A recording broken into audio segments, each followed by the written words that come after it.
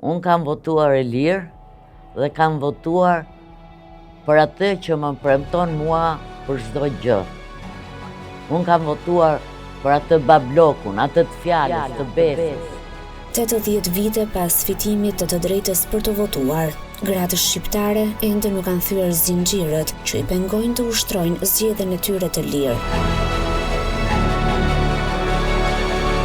Ky dokumentar ndjek rrugtimin e tyre mes presioneve familjare, kulturës patriarkale dhe realiteteve shoqërore që formojnë një peizazh të zymtë dhe të ndërlikuar.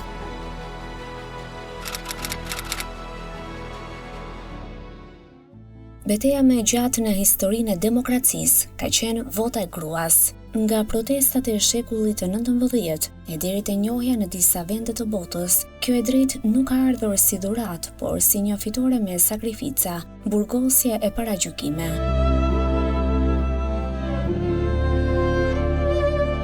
Vendi ynë, Shqipëria, e njohu të drejtën e grave për të votuar në vitin 1945, kur komunistët barazuan në letër të drejtën e grave për të votuar njëjtë si burrat. Sot, Enver Hoxha nuk jeton më. Cikli i gjatë i komunizmit kaloi në një tranzicion demokracie, ku edhe sot në shumë zona rurale të Shqipërisë, drejta e grave për të votuar është e cunguar nga tradita patriarkale dhe parësia ekonomike. Ne udhëtuam dhe biseduam me disa gra, duke shkuar për në Baldushk. Rrugës po mendoja se si do të ishin këto gra. Ato të pranonin të na flisnin për një temë kaq delikate siç është vota në Shqipëri. Pa haruar që disa javë më parë, vendi ju drejtua zgjedhjeve parlamentare të 11 majit, një proces tejet i rëndësishëm që i dha socialistëve mandatin e 4. Një shtyllë forte e retorikës politike të kryeministrit Edi Rama kanë qenë edhe gratë. Nuk e thot kot ajo fjala e famshme. Pas një burri sukses që qëndron një grua e mençur dhe e fortë. Nuk diskutohet. Pse Shqipëria sot është më e mirë? Se ka shumë më tepër gra në vendimarrje, se ka shumë më tepër gra në punë. 50% e grave ishin në forcën e punës. 70% janë sot. Sepse është nda puna. Nuk është ne burrat i bëjmë gjitha, edhe ju gratë rini shtëpi, se ajo është në fakt gratë i bëjnë gjitha dhe burrat bëjnë sikur i bëjnë gjitha.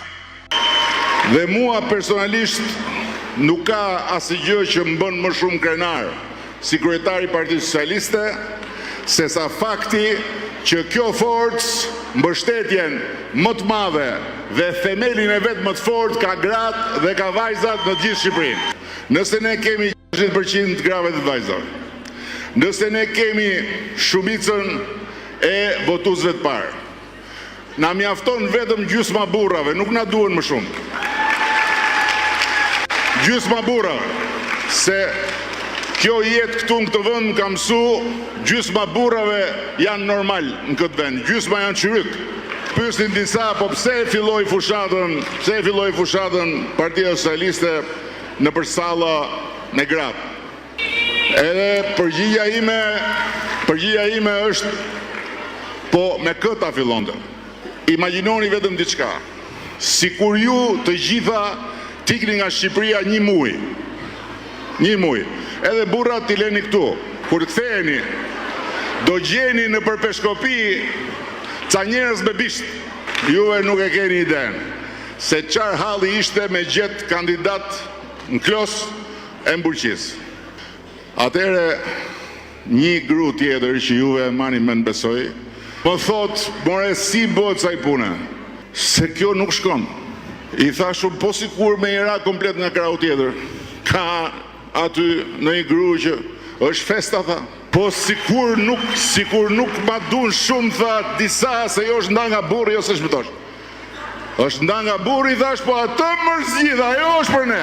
A do të gjejmë edhe ne të njëjtin realitet? Me të zbritur i takojmë dhe nisim të mësojmë më shumë për to. Mejta Aga, pensioniste, e martuar dhe nënë e 3 djemve, tregon se si është të komfortuar në familje për të gjetur lumturinë në ato gjërat e vogla të jetës. Ajo jeton me djalin e vogël dhe nusen e tij në një ekonomi të përbashkët familjare.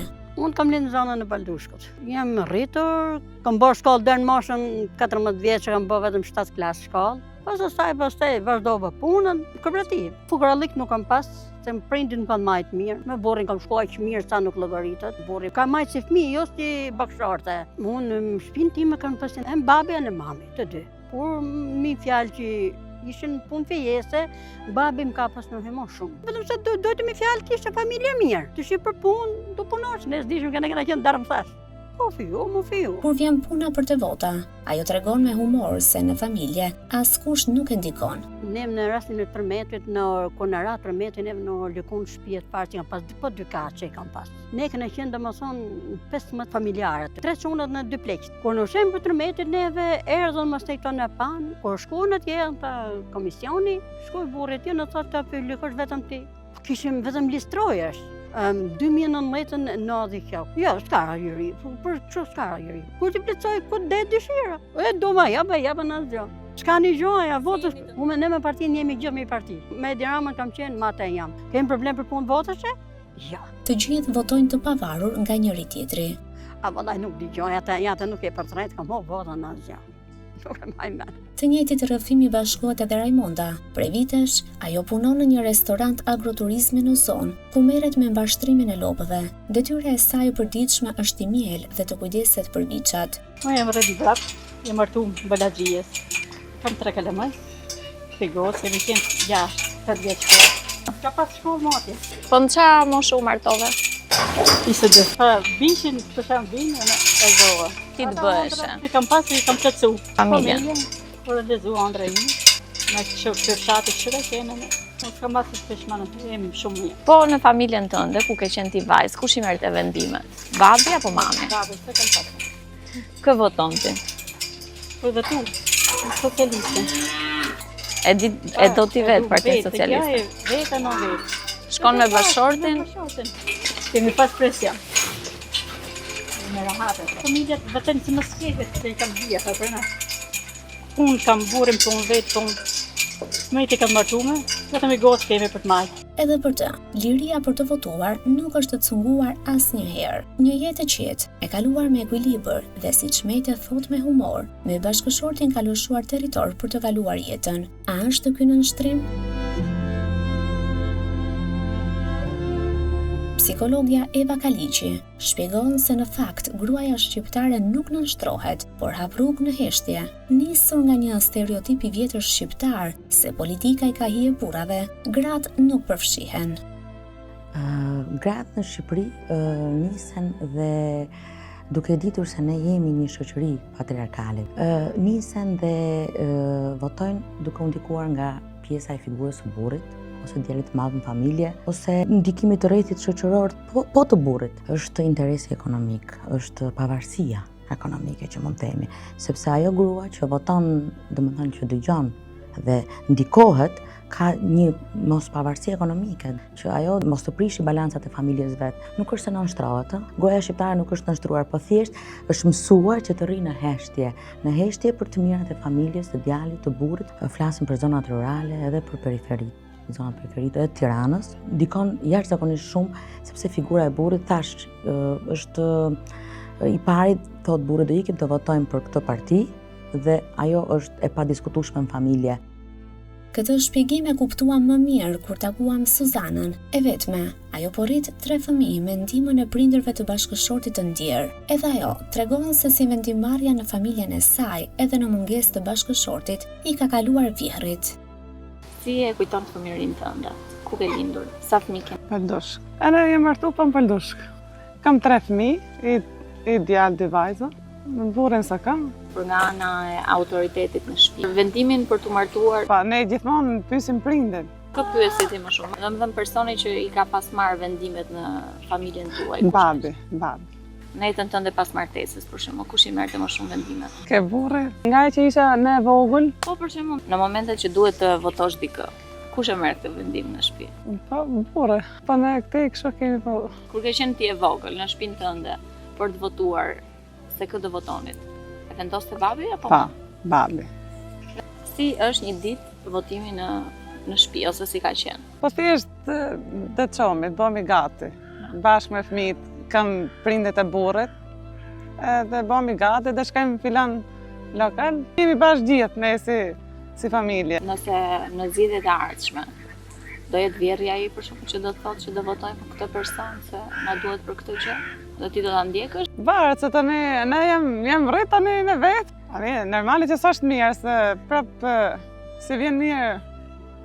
Mirë vjerët, ja, normale. Po ja, ajo është normale që do ta zgjedhëm vetë ne. Po prap prindit këte janë çik më Timonin e legëve, e rrogave në shtëpinë tuaj kush e ka? vjerre. Varësia ekonomike dhe trungu i pandar në zonat rurale në Shqipëri e bëjnë gruan të pandar nga tiktakti një burri. E para punësia është familja, dhe nga familja fillon të na filla. Në qoftë ajo do ndikohet nga burri dhe ndikohet pa diskutim, e lidh me atë pavarësinë ekonomike që e theksoj shumë fort. Lidh edhe me kulturën. Pastaj mendoj që në zonat rurale gratë janë e padiskutueshme që bëhet siç thot burri. Vim nga ajo kulturë që fjala e burrit ose politika i ka pasur hije burrit dikur, dhe burri duhet të vendosi se për kë do vendosi do votoj gruaja në familje ose djali i madh gjithmonë. Duke u përshëndetur me këto 3 gra punëtore, u kthyen për në Tiranë. Të nesërmen në Dibër na priste Alketa. Alketa Balliu kandidoi në zgjedhjet e fundit të 11 majit në siglën e koalicionit të gjerë PD-ASHM në qarkun e Dibrës si e vetmja kandidate grua e listës së hapur. Formula zgjedhore këtij viti nënkupton që kandidati i listës së hapur duhet të prodhojë më shumë vota personale sesa përpjesëtimi i votave me të cilat partia merr vota në qarkun përkatës. Alketa na tregoi se fushata ishte e vështirë dhe se aksesi i grave në vendimmarrje ishte thuajse i pamundur. Vendimarrja e votës në familjet e Dibrës është vendimarrje burrave. Ishte një garë ku gratë e kishin pothuaj të pamundur që të dilnin dhe të mbështesnin një grua, një zonjë, një nën në fushat elektorale. Kam kërkuar takim me disa gra, të cilat i konsideroja edhe votuese të mijat. Dhe normalisht jam e bindur që votën e tyre e ka marrë. Dhe u kam kërkuar miqësisht që të më shoqërojnë për të bërë lëvizje në disa fshatra ku ato kishin influenca. Sigurisht lëvizje jashtë orarit të punës. Më beso që nuk kam pranuar të më takojnë. Më thanë që Alketa, në momentin që ne dalim dhe të shoqërojmë në zonën ku ne banojmë dhe kemi influenca, të nesërmen jam e papunë. E kjo nuk është rasti vetëm. Në Dibër, gratë vazhdojnë të jenë besnike vullnetit të mashkullit të familjes. Kam shkuar me një zonjë për të pirë një kafe, për t'i kërkuar mbështetje në një ambient larg vendit ku ne banonim. Sepse më tha që në momentin që mua më shohin antarët e shtabit tjetër, unë të nesërmen jam pa punë. Po, mund të them që shumica e grave votojnë në këtë mënyrë. E japin votën si vullnet të bashkëshortit, të djalit, të miqësisë apo të lidhjeve familjare që kanë. Vota në Dibër është vendim i kryefamiljarit, i fisit, i njerëzve që kanë pushtet mbi fisin e votues. Të njëjtën situatë duket se ka patur edhe kandidatja tjetër e opozitës, Dhurata Çupi. Çupi tregon se kush e kontrollon votën e gruas sot. Dhe perceptimi im është po kaq i drejtë që vota e gruas sot është e kontrolluar. Është e kontrolluar nga burri, është e kontrolluar nga familja, është e kontrolluar ndoshta nga kryeplaku apo administratori i lagjes, apo ndoshta nga një person me impakt, themi, shtetëror, me pasojë një të mirë materiale apo një bursë më shumë apo një asistencë më tepër, apo ndoshta edhe një qese ushqimesh falas nga supermarketi i lagjes etj. Unë kam patur raste edhe në fushatën e fundit kur trokisja në dyert e familjarëve për të kërkuar votën, kryesisht në periferi të Tiranës, Natyrisht me shumë përzemërsi hapej dera, ftoheshe në shtëpi dhe kur ti kërkoje mbështetje me votë, përgjigja e zonjave në të shumtën ishte që ato e vendos burri, do ta vendosi me burrin, do të votoj çfarë të më thot burri etj etj. Episodet e grave përpara se të shkojnë, Alketa i rrëfen kështu. Ditën e votimit kemi qenë familjarisht duke shkuar për të votuar dhe një nga miqtë tanë në fshat na ndal dhe na thot që me keqardhje, por votat do t'i ndajmë.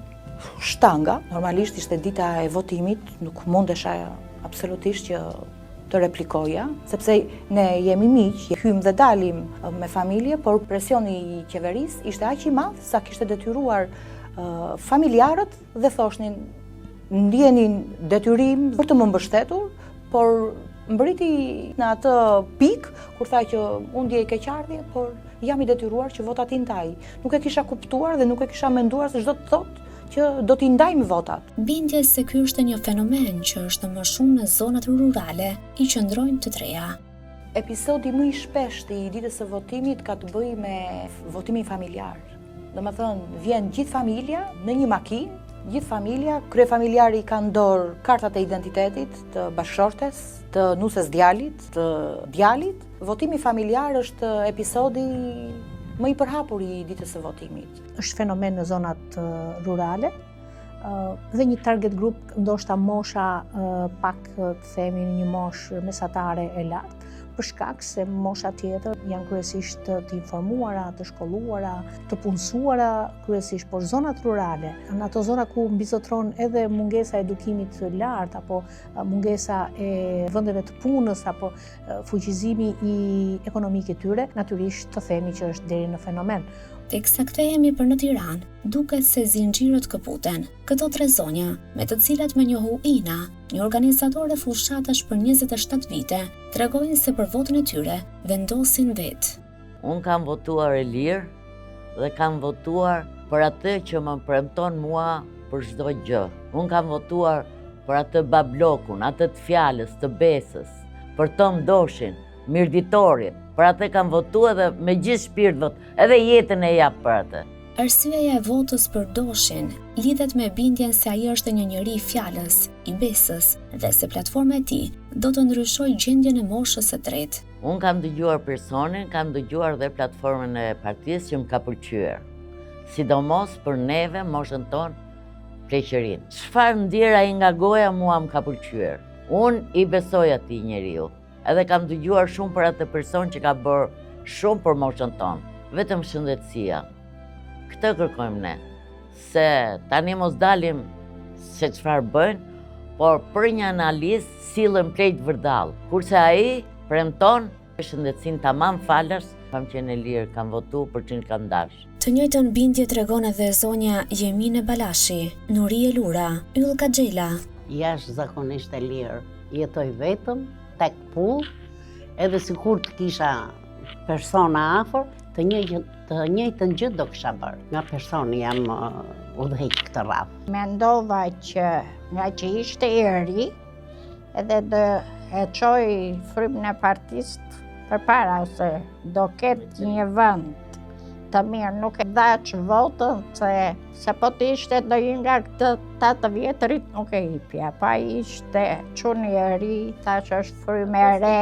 Menduam edhe për ne pleqt, se ne jemi bërë si ata të persekutuarit që kanë qenë kote në veri. Vetëm për pensionet tona. Ina Rugji më tregon se kjo ka qenë hera e parë që ka ndryshuar bindjen politike. Unë kam votuar për veten time rreth parë. Është viti i 27 që unë vere me fushata elektorale, do me thënë që unë që kam qenë edhe drejtuese fushate më përpara dhe kam pasur një zhgënjim shumë të madh. Dhe këtë vit kam besim shumë të plot tek kryetari i partisë që udhëheq partinë dhe kam vendosur si unë edhe familja ime që neve t'ja japim domethënë votën partisë që unë besoj.